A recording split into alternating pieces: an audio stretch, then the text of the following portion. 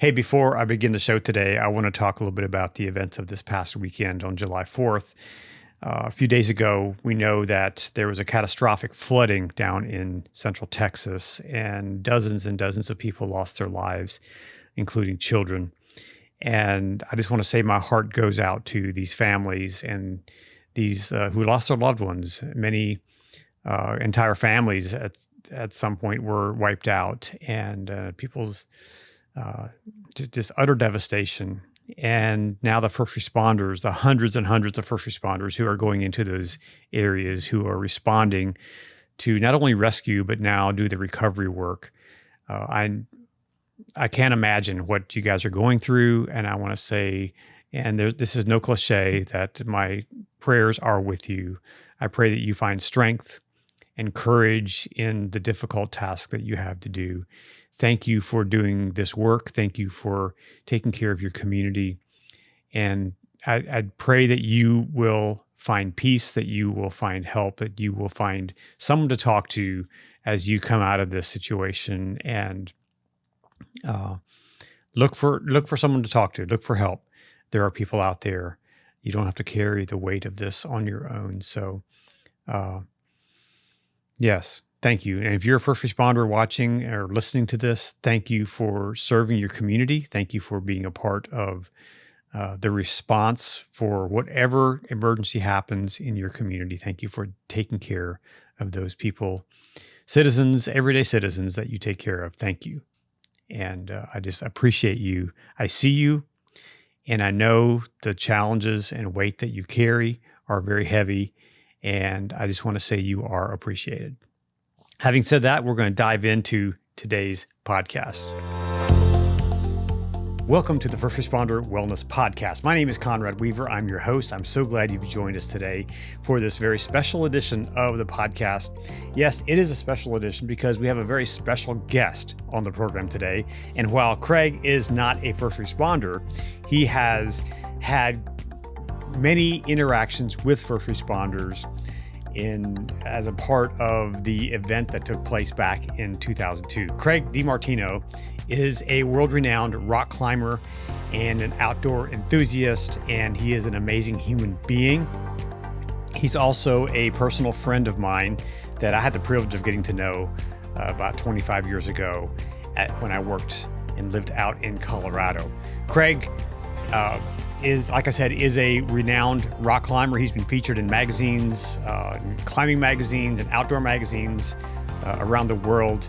And simply because of his amazing story. And if you're a first responder, you're going to say, what does this have to do with first responders and wellness? Well, hang tight, because Craig's story is incredible. And he has a lot to say about pushing through pain, pushing through trauma, because he experienced trauma back in 2002 when he fell 100 feet off a rock face in the Rocky Mountain National Park on a climbing trip.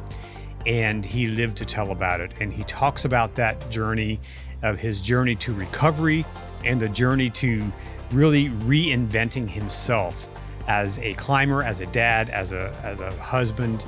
And now the work that he's doing with veterans with disabilities is amazing. So stay tuned for this compelling and interesting and different look at the first responder world through the eyes of someone who was taken care of by first responders. So stay tuned. We're going to dive in right now. Here is my conversation with Craig DeMartino. Well, Craig DeMartino, welcome to the First Responder Wellness Podcast. It's great to see you. Man, thank you so much for having me. I really am looking forward to chatting, Conrad. Yeah, for our audience, Craig and I go back many years, back to when I was living in Colorado. We worked together for a few years there. And so, Craig, tell us a little bit about what happened back in, was it July or August of 2002? Yeah, July. I've been a climber most of my life. Started climbing right out of college with a friend who took us for his bachelor party. And it just kind of ingrained in me right away. I was like, oh my gosh, this is kind of what I want to do. And that's been like 34 years ago now. So it's just something that very first day I loved and just kind of stuck with it, and ended up moving to Colorado and climbing out here and working out here as a photographer. And then in 2002 was climbing with a good friend. Our kids were really young at the time. They were 2 and 4. So my wife, Sydney, and I would switch kind of, one of us would go one day and then we would kind of piggyback back and forth like that. And so I went out with a good friend of ours, Steve, and we went up to Rocky Mountain National Park, which is about 35 minutes from our house. And we were going to go do this objective kind of deep in the park at this thing called Sundance Buttress, which is about 1,000-foot escarpment of granite. It's beautiful. Part of Lumpy Ridge, which is near Estes Park. And Steve and I hiked out there pretty quickly, both excited. We kind of warmed up on a route and then went over to this other route that he had talked to me about. He had climbed previously, but in climbing, somebody has to go first and somebody comes up second. And the person going first is called the leader. The second one is the follower. And so Steve didn't want to lead the climb. He had top roped it before, which means someone else had led it and he would kind of done it and looked at it. But I was excited to do that. And so we got out to the cliff, tied in. And I think, you felt a little off, felt a little nervous, which is pretty normal for me. I still get butterflies. New route, right? Yeah, it's a new route for me. The route had kind of a weird reputation, a little bit kind of devious to put your protection in. And in the park, we put in protection that's removable. So in the cracks, we throw cams in, and then the second comes up and pulls out those cams so you don't leave anything in the rock or hurt the rock. I took off up the climb. The climb's 100 feet tall to the end of the first pitch. And everything was fine. Got to the top and there were 3 bolts in the rock, which climbers kind of drill into the rock as an anchor point. And I clipped into that anchor point and I told Steve that I was off belay, which means that at this moment I'm safe. I'm clipped directly into the anchor, which I was. And now I'm getting ready to be lowered. So to get lowered, you have to do a couple things to kind of neaten up the station. And that's what I did. Once I liked how everything looked, I yelled back down to him and I said, "Okay, Steve, I'm all good. I'm ready." He heard that thinking, okay, he's now ready to bring me up. What had happened was Steve, when I said off belay, he unclipped from his belay device, went over to his backpack to get his shoes, which is totally normal. That's what you do. You need your climbing shoes. So he was actually tying his climbing shoes on. So when I yelled down and said I was all good, or that I was ready, he yelled up, "Okay, you're all good." And so I heard that. We couldn't see each other. The climb's pretty steep. And so when I looked down, all I could see was granite and pine trees. And so I heard that he was all good. I kind of looked at the rope once more just to make sure it was running smooth. And I actually pulled on it. I wanted to feel tension from him. And I felt the weight of the rope, which, over 100 feet climbing, the heaviest thing we do in a climbing pack is our rope. It's quite heavy. So I felt tension and I thought, okay, he has me. So I pulled in, unclipped, sat, and I just started falling. So I kind of pushed off the rock because I was right against it falling and I didn't want to smash into things because things stick out, poke out. And when I push, that's good. It gets me away from the cliff and I could see down perfectly to the ground, but I also started tipping. And so I was falling sideways and kind of horizontal to the cliff at that point. So followed that 100 feet and about 20 feet from the ground, there's a pine tree, a dead pine tree. And I clipped that with my head. And I wasn't wearing a helmet, but the pine tree stood me back up. So I was laying and then it put me right into this orientation where I hit the ground with both legs first. So from that distance, from 100 feet, it's pretty hard to survive laying, your organs, everything just gets crushed. Sure. But landing on my feet take the brunt of everything, so they exploded. So I had compound fractures on both legs and the ankles and the tibia and the heel. And then that shockwave has to kind of go somewhere. So it kind of rose up through my body and broke my back at L2, which is right through your belly button. And I hit so hard that it actually just compressed it into powder. It just destroyed it and blew all that debris into my spinal cord, onto the cord. Kind of kept going up, broke my ribs on my right side, my shoulder on my right side, my elbow on my right side, and then came up through my neck and broke my neck at C5, C6. So that's right at your Adam's apple here. And then exited, and then I crumpled down onto the talus blocks, which are, blocks that have fallen off the cliff over time. And some are tiny, like size of a baseball. Some are as big as a refrigerator, and I just landed in that jumble. So Steve was off to my left, climber left, as I kind of crumpled onto the ground and he ran over. When I hit, I severed the artery in my right leg and the tibial artery, which runs down over your ankle bone. So I was bleeding really badly on the ground. So Steve had some first aid training, which thank God he did. So he grabbed a stick and a sling off my harness, and immediately put a tourniquet on my leg to slow that bleeding down. But he also knew, like, oh my God, he just fell 100 feet. Like, this is terrible. And we are about 4.5 miles in the backcountry next to a really tall monolith of granite. So normally don't get any cell signals in there. Nothing kind of works great. So we kind of knew that. And so he kind of looked at me, and I kept saying, the only thing I could feel, my feet were broken so bad I couldn't even feel them, but my back felt like I had like a rock in my back. So I kept saying that to him, and I was like, can you get me off these rocks? And so he was like, I knew you were messed up. I knew you were shattered. And he's like, I thought you were paralyzed. So I thought pulling you over the rocks is probably not going to matter anyway. So he just, under my arms, pulled me down off these rocks into a dirt spot and just put my pack and his pack under me so I couldn't roll. And then we started talking. I was awake. I was awake for the whole thing. You never lost consciousness? I never lost consciousness. Wow. I don't remember hitting the ground. I remember falling, and then I remember looking up at the cliff, and I was very confused. When that much trauma, your brain can't catch up. It's almost like you're on a delay. And I was like, why am I on the ground? I don't understand that. And then the pain in my back kind of kicked in. So he got me, comfortable. I'll air quote that. And the plan was he was going to run to my truck, which was parked about 4.5 miles away, drive into town, which was 10 minutes. So you start adding all that up. I'm bleeding pretty bad. And he's like, man, I got to get him out of here. So he took off, and in my vision, all I could see, I was just looking up at the sky, so I could see sky and pine trees, and he disappeared, and almost immediately he's back. And I was like, that was weird. And again, I thought, oh, maybe I passed out. You don't know what's happening. And he was like, I have a phone. This is 2002. Cell phones weren't quite as prevalent. They were pretty prevalent, but in the backcountry, not so much. And so he turned his phone on, and boom, got a signal. And so he dialed 911 and got into the rescue system. The 911 operator said, okay, I'm going to patch you through to Rocky Mountain Rescue, who does all the rescues in the park. The guy who picked that phone up, his name was Eric Gabriel. And Eric was not only a ranger in the park, but he was also a climbing ranger. So he said, okay, where are you? And Steve told him the route name, which was called White Man. And he was like, I know exactly where you are. And so within 25 minutes in the backcountry, because of some right-of-ways that the Park Service can use, he was able to drive almost into the base and then run. And he took off. So he was at my side probably within 35 minutes. Wow. I had a trained EMT with me. And so he was assessing, he had already started the wheel turning for the rescue, but he was there just kind of assessing, okay, how bad is this? Because when he and I have spoken, after, he said, I heard how far you hit. And he's like, I just figured we were doing a recovery at this point. And he's like, I knew you were alive, but he's like, I didn't expect you to live. So of course, as the patient, you don't know any of that. You're just like trying to figure out what's going on. So Eric kind of started that all process.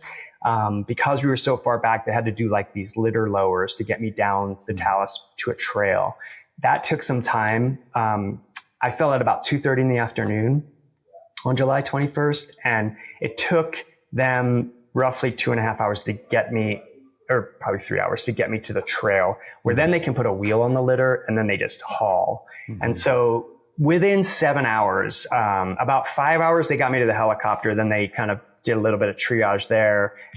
That's actually when I learned how bad my feet were broken, because when they load you in a Flight for Life, there's a bulkhead.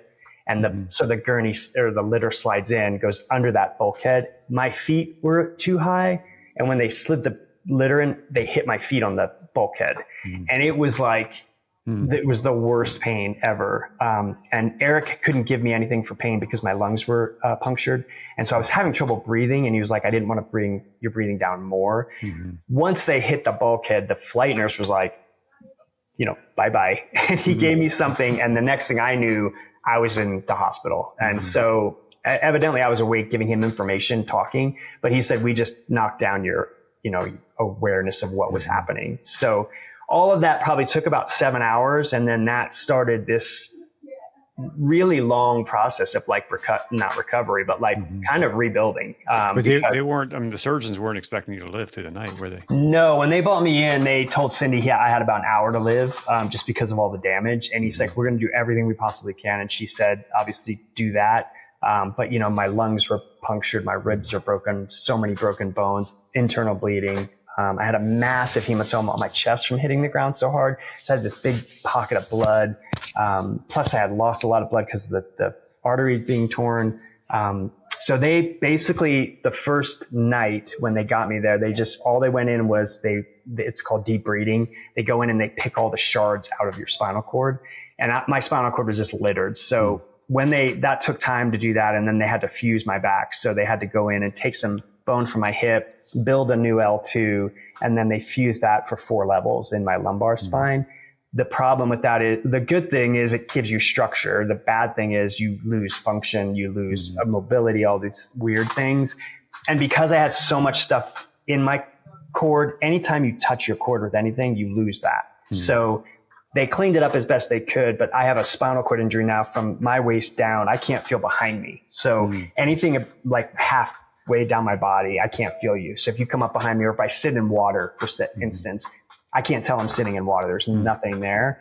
And then my left foot, I had so much nerve damage, I can't really feel my foot at all. I know it's down there doing something, but I can't really feel it. And then that doctor, that orthopedic, came out and said, he was actually a neurosurgeon, and he was like, that's all we can do.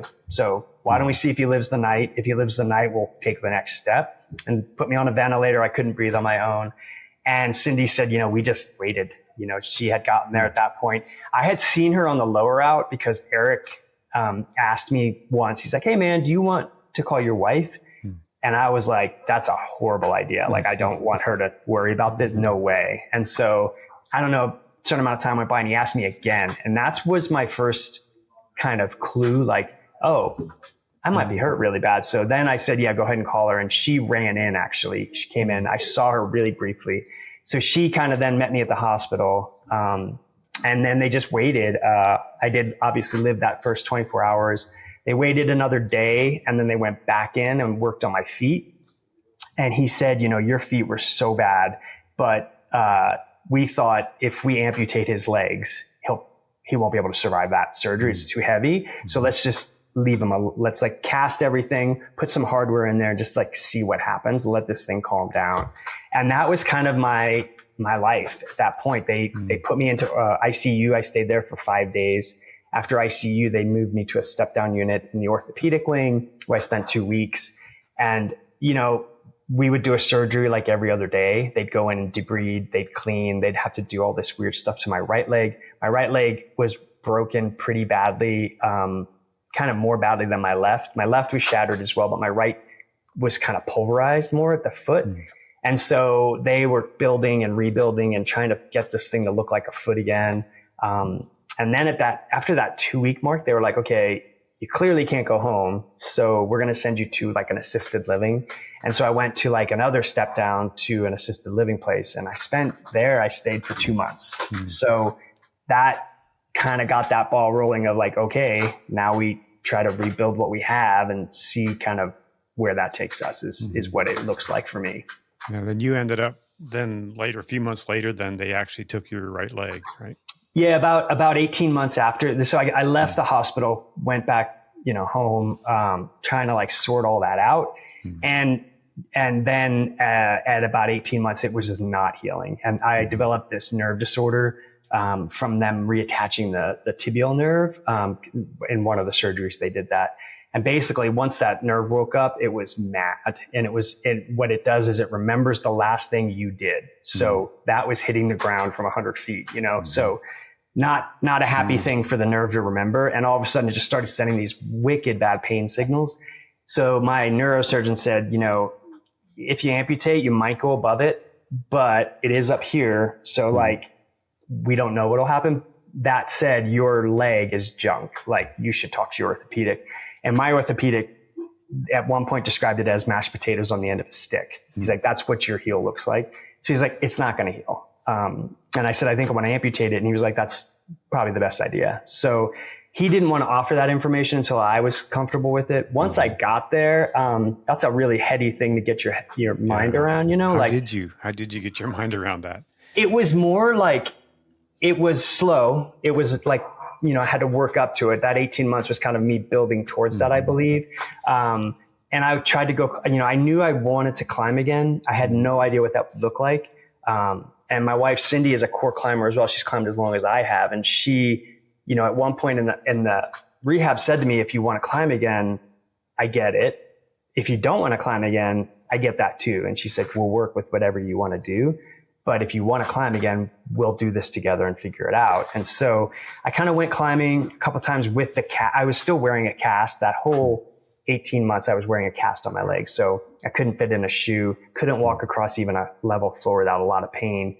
And so I was like, I'm done, dude. I'm just done. And so he was like, we can be pretty precise with this. We can cut off what we need to cut off. You'll have a functional prosthetic at that point. And so I kind of looked at it as like, it was one of the things I could do to kind of get some power back, because the accident up until that point was kind of just taking and taking and taking. And this was me saying, you know what, I'm kind of done with this. Like, I'm going to now take something back on my own here. And that's me saying, I'm going to cut this off so I can hopefully move forward. And so 18 months later, I was in December 2nd, remember the day perfectly. Cindy drove me to the hospital at like 5 a.m. And that is super trippy because, you're the whole time you're like, I don't have to go do this. Like, I don't have to go there. And we get to the hospital, lay down, I'm freaking out. And as I'm in my brain, like, I'm not doing this. There's no way I can't. I looked up and so Cindy was on my right, that my doctor came through like the curtain and he looked at me and he's like, you're doing the right thing. Just relax. We got you. And I kind of just needed to hear that from him. And I felt like, okay. And I had an IV in already and they gave me like something to knock me down.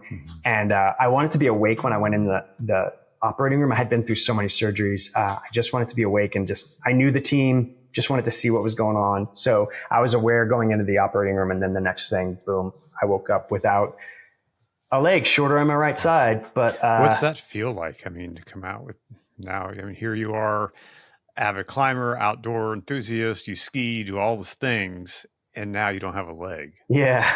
And they warn you, they tell you like, hey, when you wake up, you're not going to be the same. It's going to look really weird. And so when I woke up, I was expecting it. And you look down, and the sheet on that side of the bed is flat and the other leg is got your foot. And so it was really weird. In the hospital, I was kind of, because I was expecting it, I wasn't like, what the heck? Then what was harder for me was, I went home after 5 days or something like that. I was in the bathroom with the door shut and we had a full length mirror. So I was in a wheelchair and I saw myself for the first time in a mirror. And I don't really think I had seen myself that much. Even in the hospital and at the house. Since the accident? Yeah, since the accident, I hadn't really seen myself in a full-length mirror like that. I didn't have a shirt on, so I could see all the scars on my back, on my neck, on all the road rash that I got. And then the leg is gone. And so that was like kind of like a slap, like you realize you can't back up and reattach it. Yeah. But when you see it for the first time, you realize, oh my God, that's gone and that ain't coming back. So it took me, no exaggeration, probably a good year of looking at myself and just thinking, okay, this is different, but it's fine. I'm going to figure it out. And I started to just kind of embrace like, okay, this is what I am now. And so what does that look like, going forward? Hey, over the years, I've struggled with maintaining a consistent workout. And then going into the gym, sometimes I wasn't really sure what I should be doing to achieve the goals that I want. And then I discovered TrainWell. TrainWell is a program that actually works to keep me on track to achieve the goals I have. So for the past few weeks, I've been using TrainWell, which paired me with an actual trainer. After I signed up, I had a Zoom call with my personal trainer who set up a program that I now use every day. It was easy to sign up, and I love that my workouts are now specifically made for me. So if you have some of the same issues with being consistent and knowing what to do, TrainWell may have a solution for you. You can take the quiz that pairs you with your perfect trainer, and you can get 14 days of free training at go.trainwell.net/first responder wellness. That's go.trainwell.net/first responder wellness. I've put a link in the show notes below so you can just click on it and go right there and sign up. And you can learn how you can train well. See what I did there? Go check it out. So for me, it was like listening, okay, what can I do today? And I started breaking everything down into these like kind of manageable chunks, including climbing, including my relationships with my family. Just like, okay, I can do this much in a day and then I'm wasted. So let's really focus on that and then kind of apply that across the spectrum and see where that takes us. What does climbing look like? What does my family life look like? What does my work life look like? Because that was all new. You know, my identity was a climber, a photographer, and a dad. And I thought, and husband. And I thought, two of those things are probably going to be gone now. And so, you know, climbing is going to be gone, and work, I don't think I at that point didn't think I could work again. Yeah. And that's terrifying. You know, we were a single income household. I was just terrified of that. But did you have any outside help as far as, you know, to work that through your brain? I mean, did you have any mental health help to kind of process that? Yeah, we went, so not right after, but like once I kind of amputated, my doctor was like, you know, you should probably go talk to someone because you're going to have some PTSD issues. And, you know, you need to like explore this. You don't want to just like wing it. And so Cindy and I went together for the first time because we wanted to go in as a couple, and we talked to her and she said, you know, you guys, we don't need to talk together. You guys are fine with that. You guys are doing what you should be doing, but let's split you apart singularly and talk. And so I would go and talk with her. And at some point we just got to this, like, I guess, point in my journey where she was like, you've got the tools in your toolkit, so you just need to manage them now. Cindy kind of kept doing her thing because she had to like kind of reconcile, like, how did this happen? I think I was kind of a little ahead of that. Like, it wasn't like, how did this happen? Because I understood it was an accident. It was, you know, both parties just kind of being too comfortable. But, you know, you have to, as the spouse looking in, you know, you have to be okay with all the things that are happening and how it affects your family and your life. And so Cindy kind of worked through on her own stuff, and then I worked through on my own stuff. And then we were always coming back together. And so it helped just to kind of talk through it. Like, this is what I'm scared of. This is what I think this looks like now. What's expected of me from other people? What do I expect from myself? And so you have to explore all that. And I think talking to a mental health professional helps you do that, because as just a regular human, I don't think we have those tools. And if we have those tools, we don't know how to use them. So it was good to have somebody say, this is what you're feeling. This is why you're feeling it. This is what you can do with that. And so it was freeing, you know, to be able to say, just really speak honestly, because Cindy was always the one I was bouncing everything off of, but to have another party come in and say, okay, yeah, what you're feeling is valid. This is why you're feeling it. This is what you can do to kind of mitigate it. So yeah. Did they give you any processes to go through or things to do to work on to kind of get to that good mental health point in your thoughts? Yeah. I mean, the biggest takeaway for me was what I was doing already was breaking everything into a manageable chunk.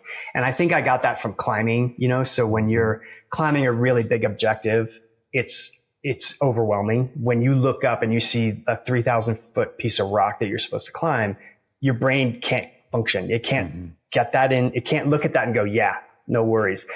Your brain is on overload. So you have to break it into manageable chunks. And then climbers do that by rope lengths. So, you know, the first rope length is the thing you tackle. And then even within that, you can break that into even smaller chunks and say, okay, I'm just going to focus on these next 3 handholds. What does that do? What's my position? What do I do now? If I fall, what's going to happen? And so I was able to kind of replicate that in the healing process. Like, okay, today I can do this and that's it. And so tomorrow I will see if I can add on to that. And those manageable chunks became bigger. And then as that kind of echoed out, that kind of went into every aspect of my life, I think.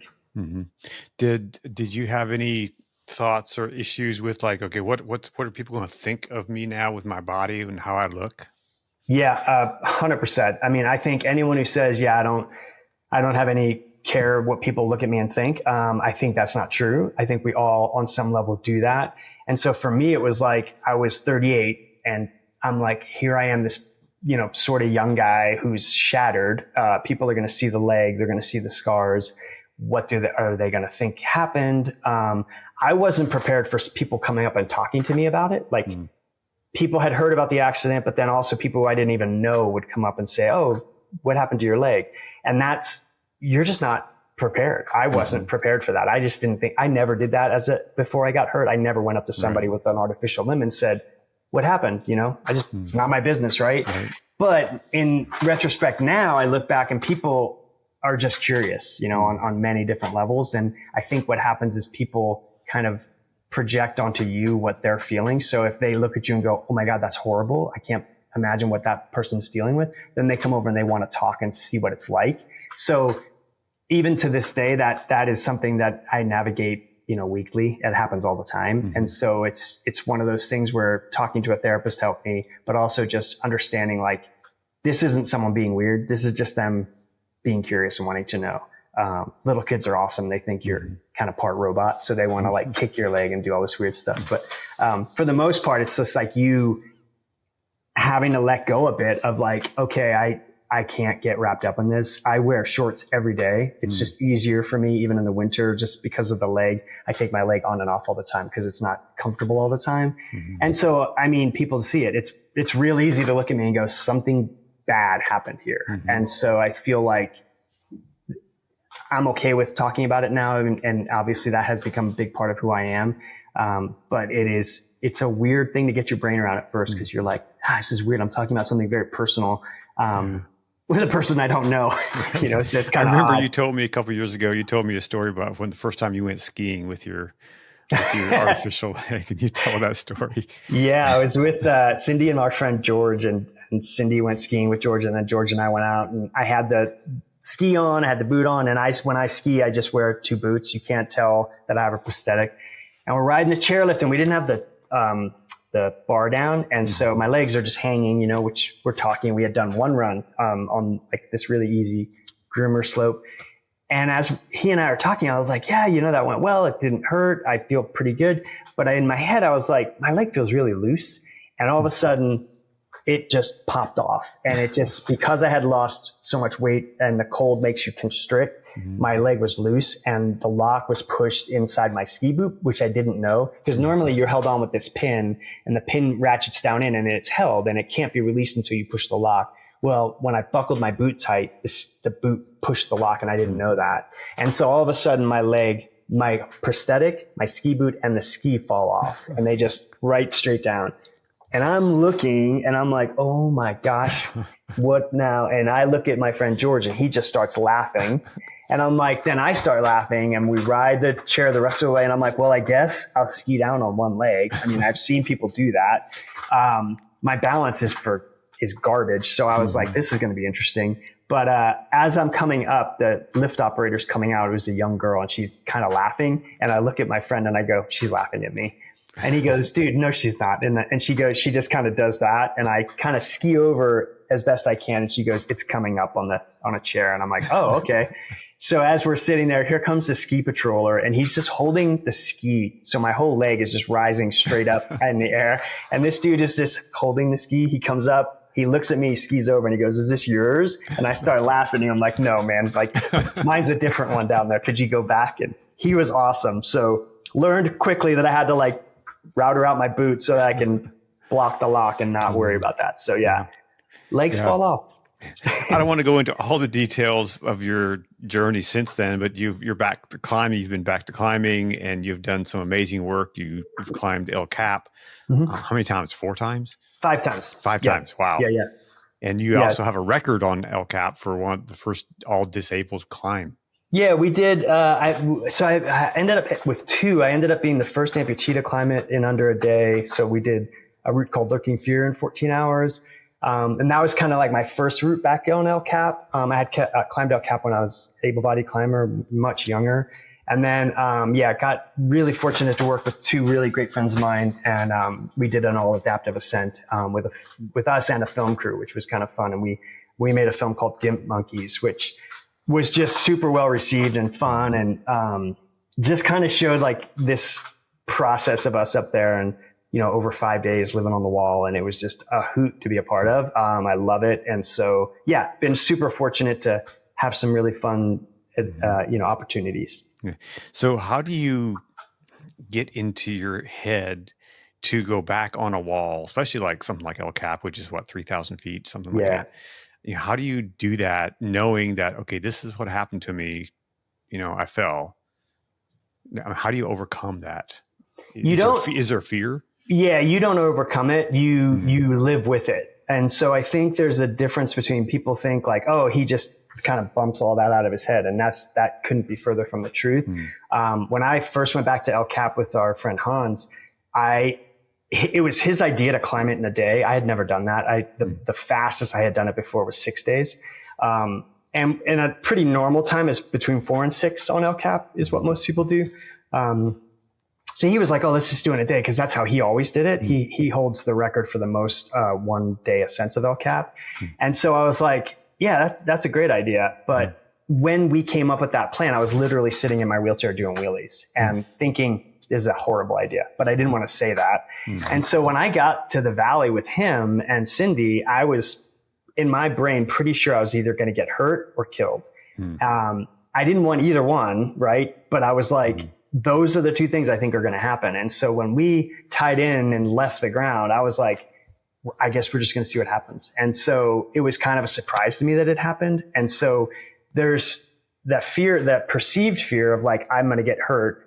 And then there's real fear. And what you start to realize quickly is you can start to discern which is which. And climbers do that really well. But after heavy trauma, those waters get real muddy. And so you have to like figure out, okay, am I really at risk right now? And if I am, what is the outcome if something happens?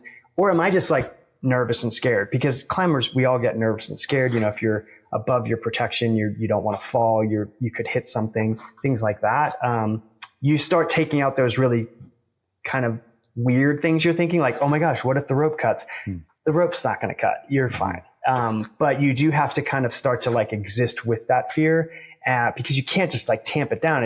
You have to deal with it at some point or you're going to kind of freeze. So for me, it was just like this slow progression. I didn't go back to El Cap right away. I was doing like slow progressions leading up to it over years. And I didn't go out to Yosemite probably until 5 years after the accident. So I was pretty aware of what my body could and couldn't do. And so, even to this day, there are days I feel nervous when I'm climbing and I have to just pay attention to that. So I'll climb kind of well below my limit and just till I feel better. Once I feel comfortable again, then I'll push my limits again and see what happens. But I think we all have fear of some kind, and it's just more, do you exist with it? And if you exist with it, how do you do that? Like what works for you? And so what works for me is right back to that small chunks of things that we're doing. So one pitch at a time, one move at a time some days.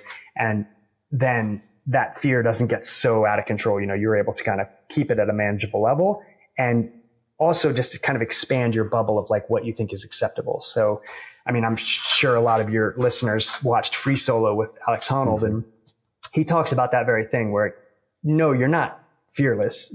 It's just you do it enough where you're able to like live with it and compartmentalize it and then do what you have to do to finish the route. Yeah. I'm sure that there's a lot of first responders who have had injuries. In fact, I know of one that I know personally who was shot in line of duty, and getting back into that line of work was nearly impossible for this person. Just to imagine themselves going back, and facing those kind of things again. And same with firefighters that have perhaps been in a building that, collapsed or something, and going back to that and doing that again has to be a different feeling. It is really different because you don't process the same anymore. And the thing that was for me, and I'm sure these people would say the same thing, is you don't want to repeat what happened. Sure. That's the last thing you want to happen is like, when I'm climbing, I'm always thinking, I do not want to get hurt again. And when you're fresh from the accident or that trauma, whatever that trauma is, you think in your brain it's going to happen again. It's like, how could it not happen again? Of course it's going to happen again. And in reality, how do you tamp down those thoughts? How do you deal with those? Because when I think I was like, okay, it's going to happen again, then I started to really look at that objectively and go, okay, it hadn't happened in 17 years or 13 or 15 years or whatever it was when it happened.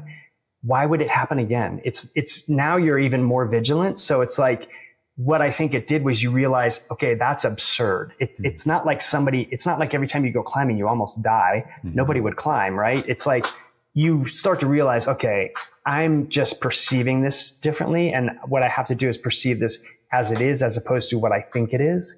And once you can do that, then you're like, okay, this is just my brain doing cartwheels. Let's bring it back in a little bit and just do this a little at a time. And over time, that circle gets bigger and bigger and bigger. You know, when you first started, it's maybe teeny tiny where, okay, I can climb half a pitch. I need to go lay down and, you know, cry myself to sleep.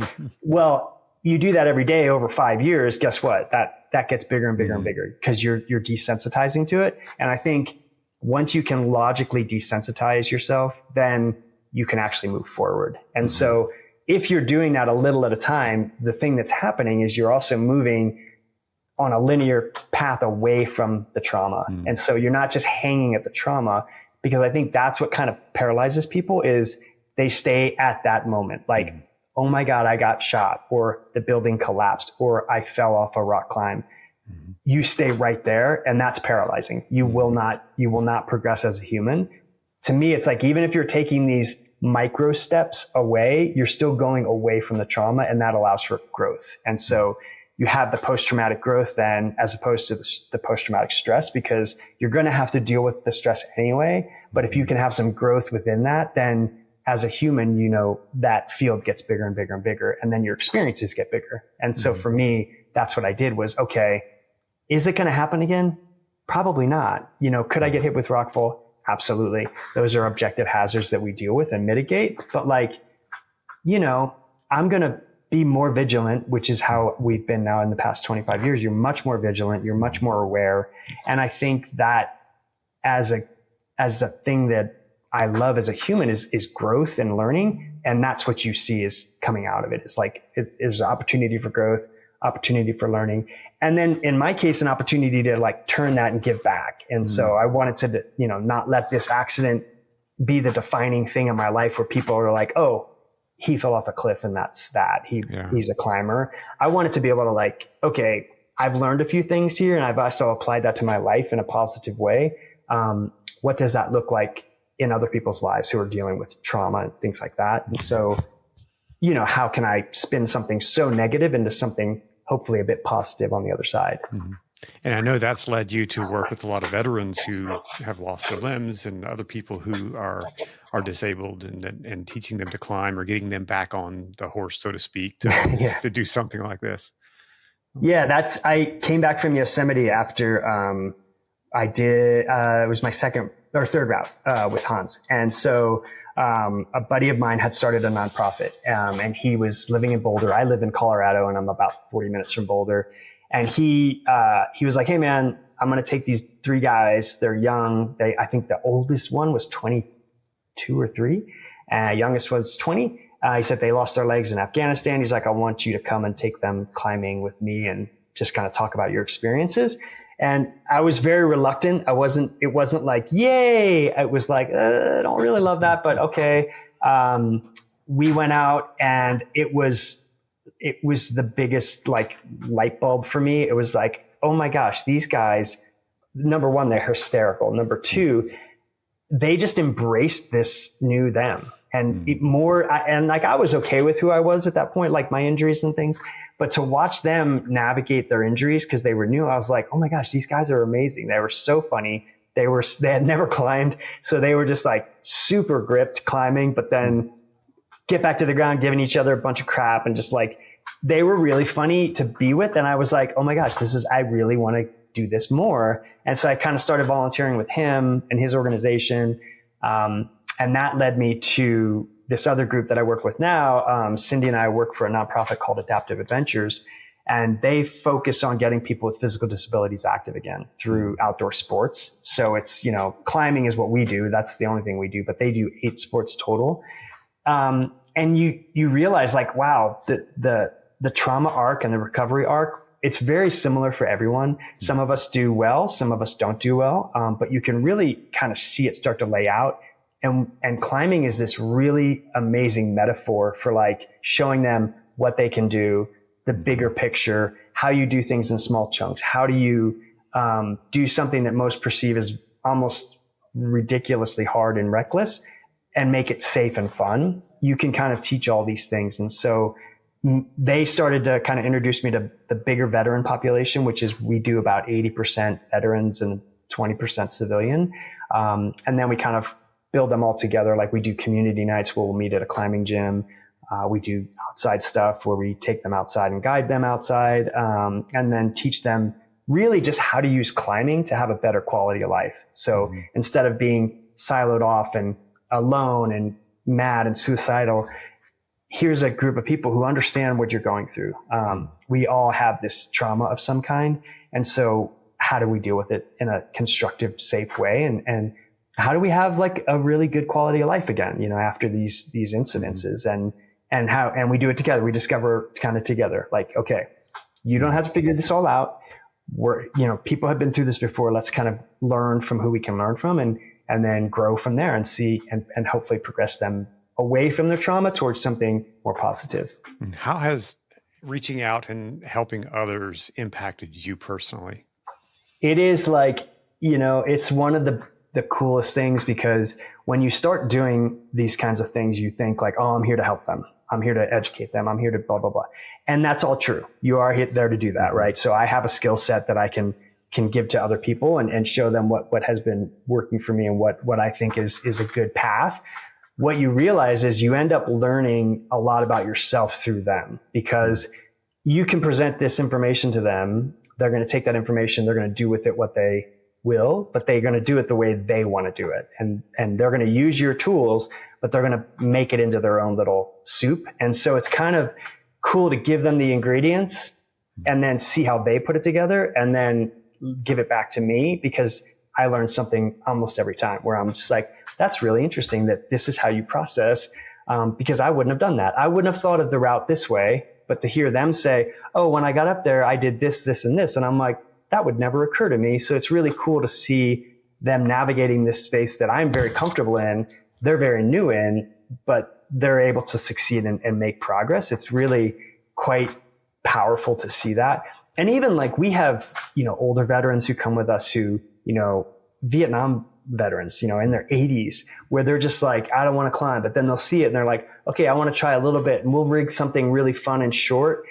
To see the joy that comes out of that, the movement, being in the natural world, being a part of the natural world, those are really powerful. And so you see them doing that and like stepping into this kind of really quite cool community, and being accepted within that community. That's the other thing that I think is really powerful for me is people accept me as a climber because I've just been in it for so long. But like when they meet these new individuals, they do the same with them. It's really quite cool to see. And when you are a person coming into a new community and you're greeted with this like enthusiasm, that's amazing healing. That's some of the best healing power you can get.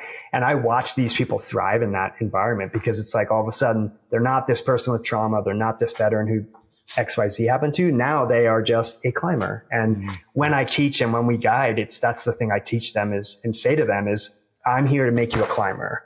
We will figure out the adaptive piece, but first and foremost, I want you to be a climber. And then we'll just kind of add what we need to add to make you successful. But let's just do that because you've got enough labels on yourself already. Let's just give you a positive one that we can hang our hat on and see where that goes. So many first responders, when they get to the point where they either have to retire or perhaps they're injured and they have to leave the profession, taking off that uniform is transformative for them and is really, really difficult, because that's been their identity for X number of years. Yeah. And so how do they reintegrate them? How do they re-identify themselves, coming out of that?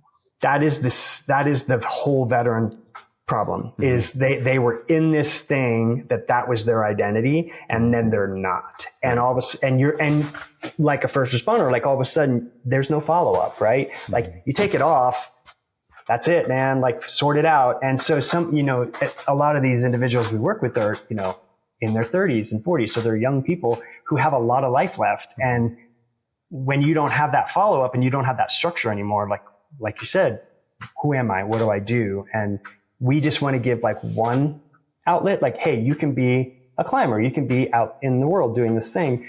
Climbing may not be for them, they can do other things, but it is really weird when your identity shifts and changes, because some people just do not handle that well. And it can be a really hard thing to do. So what do you do on the daily basis? Because I know that you deal with pain. Mm-hmm. What do you do on the daily to keep your mind in the right space, in the right place, so that you can still be productive in the work that you do? I think for me, it's movement. The more sedentary I am, the worse I feel. Things just so many broken bones and joints and hardware and all that good stuff. So that's my first course of action, is that I still have to take meds every day, just to kind of help me stay even. If I don't take them, I'm probably not going to do that much. It's just kind of hurts too much. So the medications allow me to take the edges off of things. And so, the pain is still there, but it's kind of, I always equate it to a barking dog. The dog goes behind you and it's barking, but it's behind you. It's not like right here chewing on your face anymore. It's behind you. And so, yes, the dog is barking, but I'm going to move forward. So the medications help me, movement helps me. And I think also just kind of, how would I say it? Like being honest with myself. Like, it's okay that I don't feel good today. So, if it's raining and damp, I feel terrible because of the pressure changes. It's okay. I don't have to go just beat myself into the ground trying to climb something. Maybe that's a rest day. Maybe I'll just go do something different. Maybe I'll just go for a walk with the dogs and Cindy, or maybe I'll just not do anything, just return emails, right? I think just being honest with yourself and realizing some days are good, some days aren't good. And so when they're good, let's capitalize and go. But, when they're bad, it's okay. Like it's not every day. And realizing like that's a fluid situation. It's that being bad one day doesn't mean you're going to be bad every day. It's just part of the game of like, we have highs and lows. And so you have to ride those. And so just understanding some are good, some are bad. When it's good, let's go. When it's bad, let's just take it easy and wait till it gets good again, which is usually the next day. So I've often said, we don't learn much on the easy days. Yeah, exactly.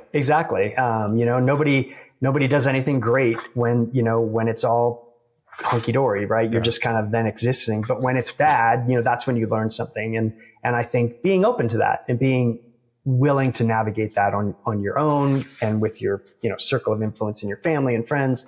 I think, that's important. I think we as humans, we want to do well and, thrive and all that good stuff. But in reality, that it's not going to happen every day, especially after heavy trauma. You got to just pick and choose your battles, I guess. Mm-hmm. So it's a question that kind of floated through my head. Have you gone back and climbed that route again? No, I went, oddly enough, I went on the 5th anniversary. You're not allowed to have a mountain bike in Rocky Mountain National Park. So I'm about to out myself, but I just wanted to go see the climb. I hadn't been back there. And so I rode back in on a mountain bike, parked, stashed my bike in the trees and hiked up the talus to the cliff base, by myself. I was just like, got to the base, looked around, the tree was still there. And I looked up and, I was just I thought it was going to be this amazing cathartic moment. And I was just like, you know what? I'm out here in the middle of nowhere. This is a big cliff. It doesn't care about me. It doesn't hate me. It doesn't like me. It's indifferent. The tree doesn't care. And so I took a little piece of the tree and a little piece of the rock from the ground, put it in my pocket, walked back down to my bike, got on, had a pack on. I rode 20 feet. There was a water gully from the rain. Hit that with my front tire, flipped over the handlebars.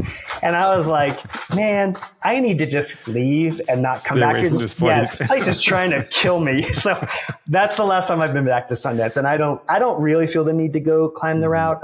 There's other things I would like to do up there, but I don't need to go do White Man again. Have you been in touch with any of the first responders who were on the scene that day? I have talked to Eric Gabriel, who was the climbing ranger for the park. And he was awesome. He's like, dude, he's like, I've seen a lot of accidents. And he's like, you got slammed. And he's like, there was no way we thought you were living. He's like, you were so chewed up. But he's like, I'm real obviously happy that you're here. I ended up doing I guess it was like a write-up for them, just like explaining how the accident happened, because they just like to have that to train for training purposes. And then I've just there was another, I forgot his name, one of the first guys that arrived from the park after Eric got there. He was kind of in charge of the litter team. I ran into that guy as well. And, he and I kind of caught up a little bit. And it's cool to hear like, yeah, man, when you were on the litter, we were all just like, this ain't happening. Like, this is not happening. And then to see them, in the park climbing, it's like, it's like a mind mess with them. So they're just really supportive and obviously fun to talk to, because they got to see me at my worst and then see me again where I'm kind of recovered and doing my thing. So it is cool to see them. That's been years now. I haven't seen anyone. I would love to, there was this one nurse that was always in the ICU. I would love to know who that person was. I have no idea who it is, but she was rad. Like, she was just super honest and open when I was in there in that fog of medications and pain. But yeah, it's kind of fun to kind of check back in with those guys. So a big existential question for you as we wrap it up here. Why did you live? Oh man. I would like to think the reason is because I had more to do. I had things that were going to, ripple out from my accident. And so I think it was just me understanding like, okay, there's more to do here. I think that's when people get suicidal. I talk with a lot of people after trauma, and they're not always courting it, but like thinking about it, myself included. You think this would just be a lot easier if I wasn't here. I think once you get past that and you realize, okay, I'm still here, then you have to ask why. Why did I live and others don't? Why am I able to climb when others can't? I think you start to like understand, okay, what is it that I'm supposed to be doing? And that kind of boiled over. I was working at a job, like, as where at a company for a long time and then got laid off, was terrified of that. And I think after the accident, it taught me, okay, this is part of this path. So like, what does that look like? And you don't know what it is. So I think like when you start getting these suicidal thoughts, when you start getting these isolation thoughts, it's because you lose sight of like, there's more to do. You don't see it. You can't see an out. And for me, I always kind of saw an out. Like, okay, I have an amazing support system, which not everyone is lucky to have. I had an amazing medical team, and those things were all pushing me forward. And I think as long as you're moving forward and you're not stopped, you can actually see a way out. And not everyone embraces that. Obviously, some people, even though they see it, they don't want to take it. For me, I just thought, okay, there's more to do. What does that look like? If you had asked me 15 years ago, this is what I would be doing, I would have not seen it. But I think being open to like the plan of like what is happening in the universe around you to propel you forward, what does that look like? And being open to that, and then figuring out what's left, where am I supposed to put my energy now? And I think for me, I was just like, doors were opened when I started to just be open to the door opening, instead of just like hammering, like, this is what I know, I got to redo that stuff that I used to do. I think I was more open to, okay, this is horrible. Now I'm recovering. What does that look like? And how do I apply that in my life going forward? And just being open to that. So final question. What's one climb you want to do that you haven't done yet? Oh, so Cindy and I were just talking about this. So we're going to go to Sardinia in September for my birthday. And there's just climbs over there on the seaside, like right next to the ocean, on these like beautiful cobalt water that just look so amazing to me. So I want to go and just explore and I love that when I haven't been someplace, and going with Cindy, who is, my best friend, and able to like enjoy these spaces where, you're out there and you don't see people and you're just kind of like exploring this vertical environment. So I'm very excited to go there. Really cool looking mountains. Well, I have to, I'm always amazed at what you do, and because you and I are the same age. Thank you. And it's, to see what you have done coming through that, and knowing what I deal with without an accident like that. Dude, no, whatever. You're amazing. You're amazing. It's inspiring. And so that's why I wanted to have you on the show, to inspire others to keep going, to push through, and to find their purpose and find their why. Yeah. So it's huge. So thank you for being that inspiration for me. No, I appreciate it. Who watch and listen. No, I appreciate it so much, man. Thanks for having me. So how can people, if they want to reach out to you, if you want to speak, or I guess you speak at, Yep. for organizations, how can Yep. people reach out to you?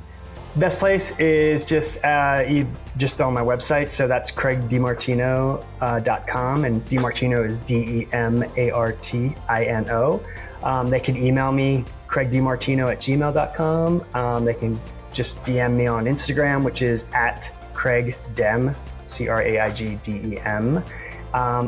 And then they'll be able to talk, and we can figure out what they need and how we can help. Awesome. Craig, thank you for being on the show. Dude, thank you so much. Appreciate it. Craig, thank you for sharing your amazing story with us. Thank you for being on the program and for showing us how healing isn't simply about regaining what was lost, but discovering what's possible. And for those of you who are listening, whatever challenge you're facing, I encourage you to ask.